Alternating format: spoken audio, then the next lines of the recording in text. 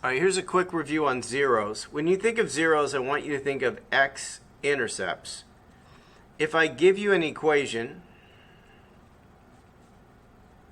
to find the zeros, you make it equal to 0 and you factor it. So in this case, we're looking for two numbers that multiply to -6 and add to 1. So those are the numbers that fit. Each factor has a 0. So when we're thinking the zeros, this is -3 and the other one is +2. The exponent on each one is odd. So because that exponent is odd, it's going to cross the x-axis. So we're looking at both ideas.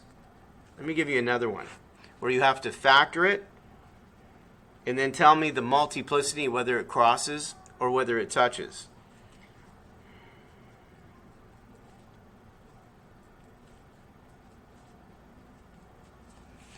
So write this down. I want us to find it by making it equal to 0. We can factor this. So step 1 is to factor the common factor.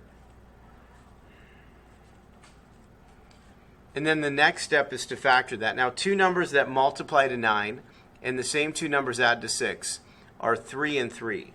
Instead of writing 3 and 3, we're going to write it as 3 squared. So that when I think of the zeros here, this first one, just x, it's 0. It has an odd exponent.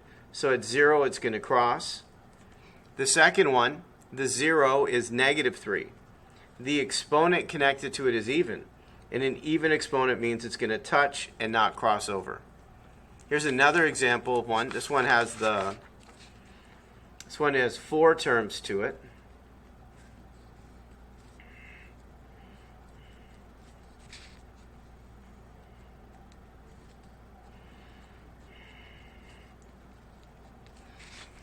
And we're just going to practice by grouping. So if to look at the first two, factor out an x, and you have x squared subtract 1.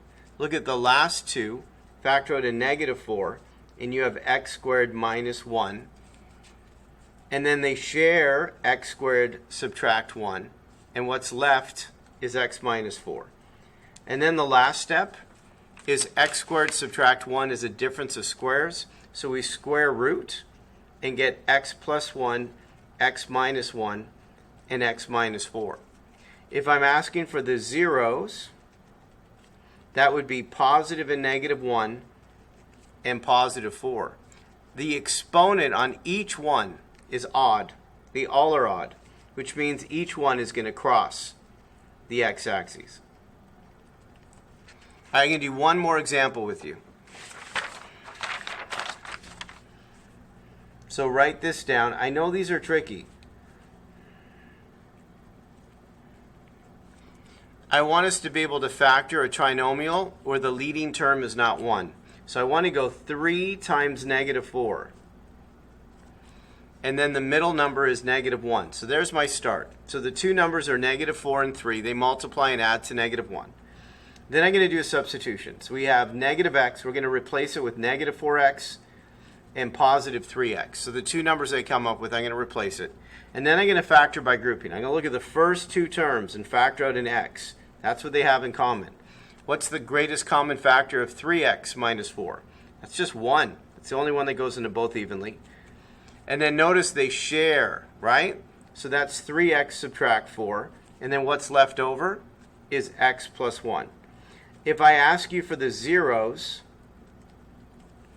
the first one is a little tricky. If I went 3x subtract 4 equal to 0, you would first add 4, and then you would divide by 3. So that first 0 is 4/3. The second one is simple. It's -1. What's the exponent? They both are odd, which means they cross the x-axis. All right. Good luck, Mr. G Math. Do well in that quiz.